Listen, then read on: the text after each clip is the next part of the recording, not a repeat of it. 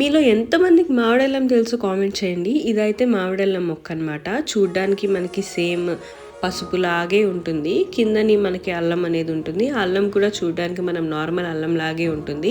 కానీ దాన్ని స్మెల్ చేస్తే మాత్రం మనకి మ్యాంగో ఫ్లేవర్ అనేది స్మెల్ వస్తుందన్నమాట. అందుకే దీన్ని మామిడల్లం అంటారు. ఈ 2 ప్లాంట్స్కి మేమైతే ఈరోజు హార్వెస్ట్ చేసాము అల్లాన్ని. ఆ ఒక్క 2 ప్లాంట్స్కి మనకి ఇంత అల్లం అయితే వచ్చింది. దీన్ని నీట్గా వాష్ చేసుకుంటే చూడండి ఇంత వచ్చింది. వీటితోని పచ్చడి, ఆవకాయ వరల్స్ మేమైతే ఊరేస్తాము. ఆ ఊరేయడం ఎలాగో చూపిస్తా. మామిడల్లని ఇలా తొక్క తీసుకొని ఇలా చిన్న చిన్న ముక్కలుగా కట్ చేసుకొని పక్కన పెట్టుకోండి.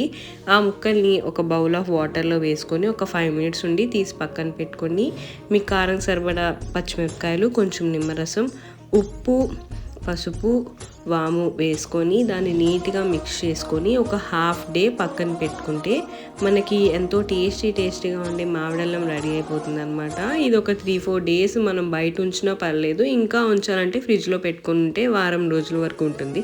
చాలా బాగుంటుంది. మీరు కూడా ట్రై చేసి చూడండి.